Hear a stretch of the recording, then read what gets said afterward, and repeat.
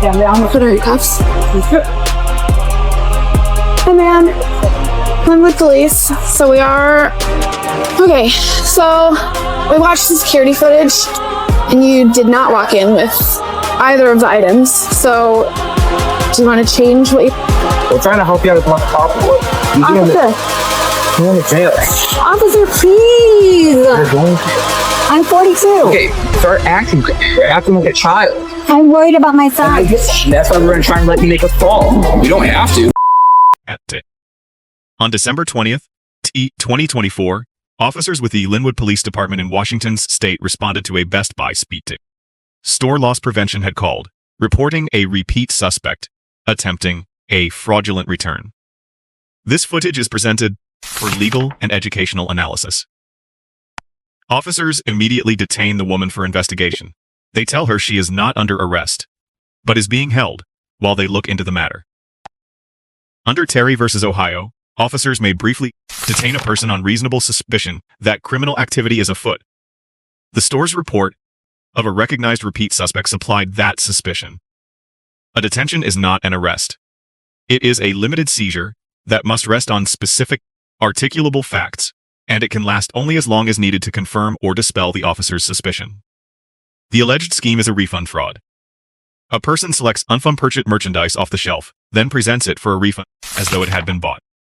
Under Washington law, theft includes obtaining property by color or aid of deception, with intent to deprive the owner. A refund paid on goods that were never purchased is property obtained by Police, you're just moving for investigation.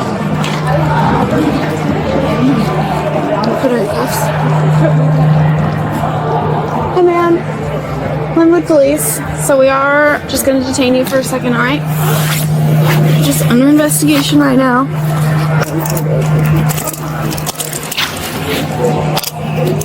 Appreciate your ongoing cooperation. And we'll explain a little bit more once we go outside so we don't have to blast your information. Is this your credit card? Yeah. Is that your ID? Is this your phone? And then this product. So just so you know, you're not under arrest, you're just detained right now. We're just investigating a fraudulent return. So we'll ask you some questions and then we'll try to get you out. So they're calling in because they're saying you're trying to do a fraudulent return. Can you tell me what's going on? I'm just buying Christmas gifts. Buying Christmas gifts? Yeah. Okay, so are you here to return anything tonight? Tonight was just the Polaroid, which I have a receipt for. You were returning the Polaroid? Yeah. Okay, when did you buy that? I would say within the last 2 weeks. Last 2 weeks? Okay. And I bought the tablet, which I don't know if he charged my card. The tablet? Yeah. From tonight or? Yeah, tonight. Okay. I have to check my credit card statement because I can't remember if he processed that. Okay.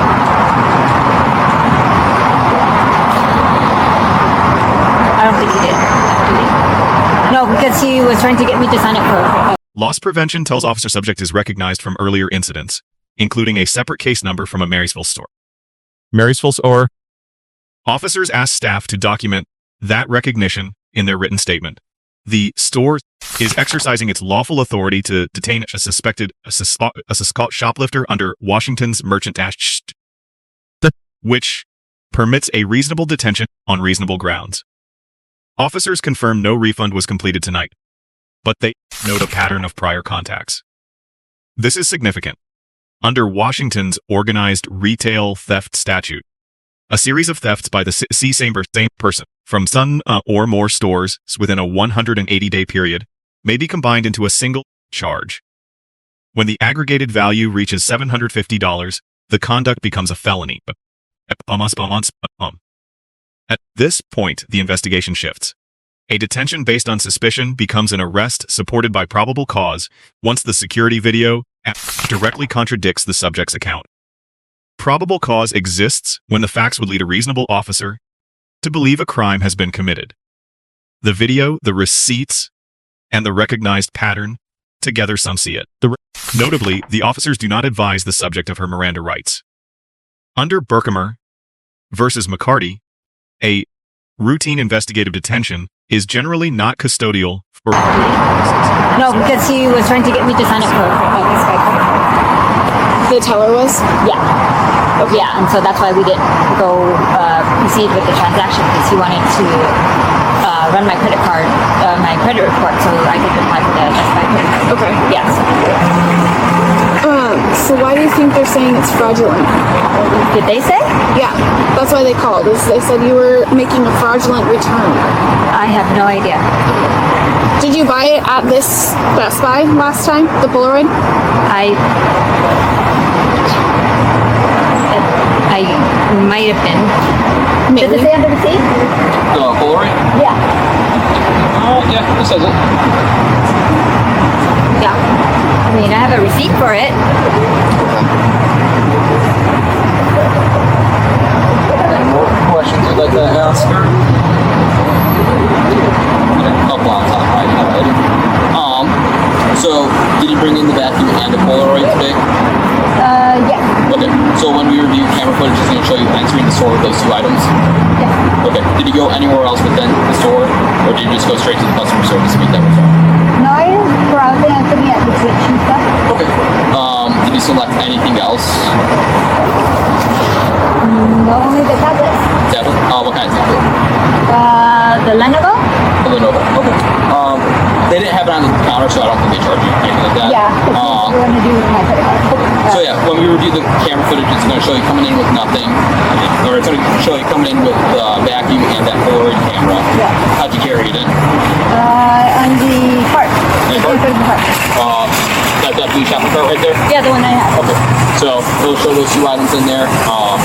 The items should match the serial numbers on the receipt, I'm assuming. You would think so, yeah. Have you opened them before? No. Have you done anything like this in the past? No. Why would they say that you have done this before? I have no idea. Okay. Because they called the police before. They have a case number. They haven't gotten that far yet. Why don't you grab that case number from them?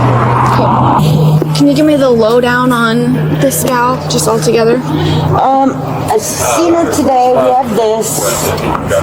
I have all of Marysville also has a case number on her for her doing it over there. I think that's all.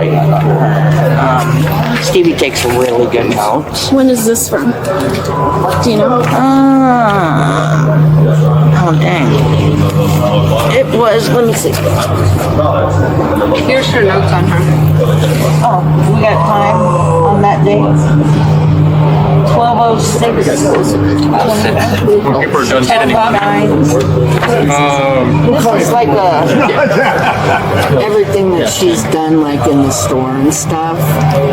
Did you guys complete the refund? Do you know, did she get money from you guys or any kind of goods? No, she didn't. Okay, so Not tonight. not tonight. Okay, yeah, we know the previous ones. I know she's which is why I got myself involved. This one, I'm like, we already lost enough. I don't want to lose anymore. perfect. And do you guys recognize her from the previous one? Oh yeah, Absolutely. yeah. We were 1,000,000%. compared. Perfect. So what do we have? Code 4. What do we have? Attempted theft Tonight, but she was listed as a suspect as well, which they recognize her from. So we have theft of evidence. Is this a statement for today? For today. Yeah. Could you include in there that you recognize her from the previous theft, the exact case number, and just write it in there? Yeah. I think if you already did that, you may have. I did. I was gonna say you guys are pretty much I on top. recognize the subject. Perfect. Will you put the case number? She doesn't need. No? No, well, you already gave us that, so. Yeah, I give it to you. Why don't we take photos of the receipt?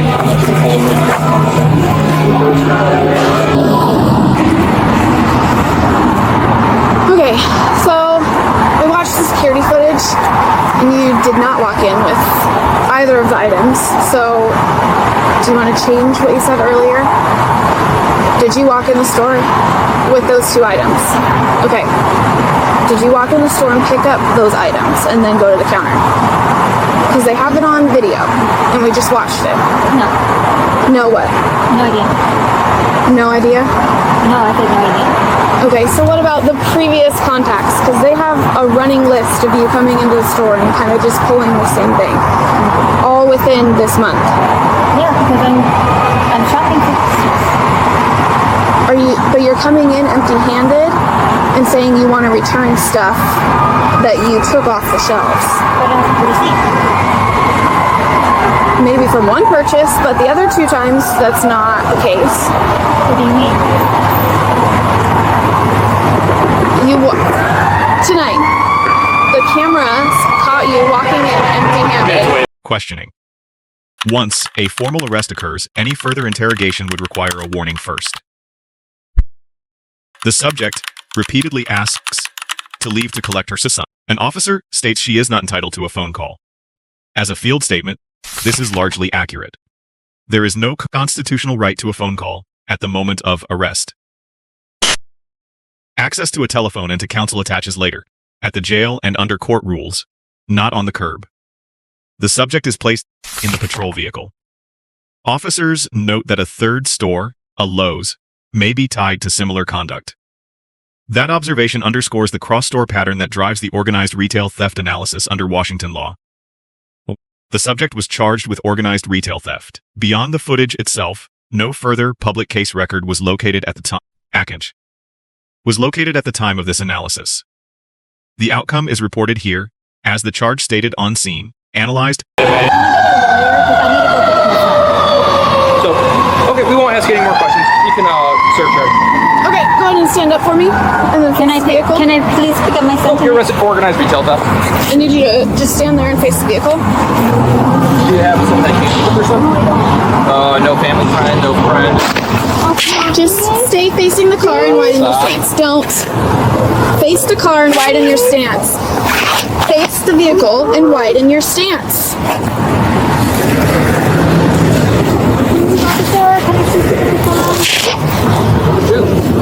What do I need to do? I need to pick up my son. I'll let you call me. Please. Please, officer. I need to pick up my son. Stand up. You acting like this isn't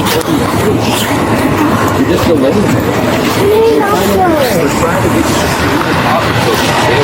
Okay, please. That means that you're released when you pay Don't. a certain amount of money.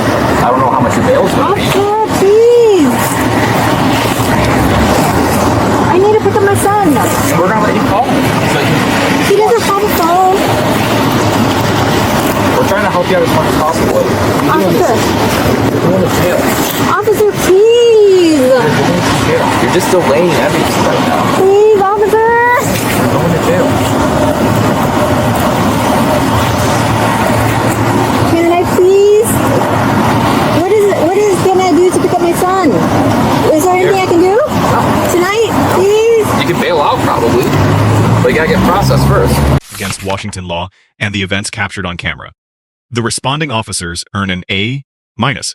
They might have methodically leave from a lawful detention to an arrest, and they withheld that arrest until the security video contradicted the subject's account. That evidence first sequence is exactly what the probable cause standard contemplates. One dismissive remark to a distressed subject is a minor professionalism slip. The subject earns an F. Presenting merchandise for a refund she never carried into the store is theft by deception under Washington law, and the recognized pattern across several stores and the organized retail theft statute targets. Her false statements, contradicted on camera, only deepened her exposure. The institutional response earns an A. Loss prevention had reasonable grounds to detain and preserved a documented case history.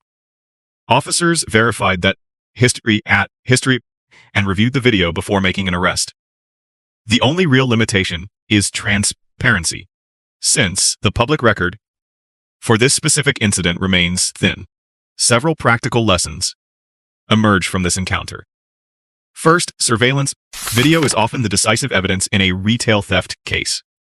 A spoken account that the cameras contradict will not survive review, no matter how confidently it is delivered. Second, a suspect always has the right to remain silent, but volunteering false statements is a serious mistake. Lies that the footage disproves destroy credibility and can deepen criminal exposure rather than reduce it. Third, refund fraud is still theft. Returning items that were never purchased for cash or credit is obtaining property by color or aid of deception under Washington law. Fourth, organized retail theft is built to capture patterns. Individually small thefts, spread across stores and days, can be aggregated within a 180-day window into a single felony charge. Fifth, a detention is not the end of the road. Cooperating, staying calm, and pursuing concerns through proper legal channels protects a person far better than pleading, threats, or emotional escalation at the scene. Let us know if there is an interaction or legal topic that you would like us to discuss in the comments below. Thank you for watching today's video. If you found this content informative, please take a moment to like notifications so you will be the first to know when we release new uploads. Oh my god! So you think acting like this is going to make this go by quicker or slower? I want a resolution. What do I need to do to go pick up my The son tonight? resolution is, you're getting, this is the resolution. You're taking it to the Homer County Jail, you're going to get hooked. Oh my god! And then bail out. But if you keep acting like this, you're delaying things. I need to pick up my son. You're not going to do that right now. How long will it take? First of all, how old are you? I'm 42. Okay, start acting like it. You're acting like a child. I'm worried about my son. And that's why we're going to try to let you make a call. We don't have to. You're not entitled to a call. So, Officer. is she searched? Yeah. Put her in the car. Let's go. Oh my god! I need to pick up my son. I'm so sorry. About that. I'm so sorry. Can you just hang out here while we go get the statements?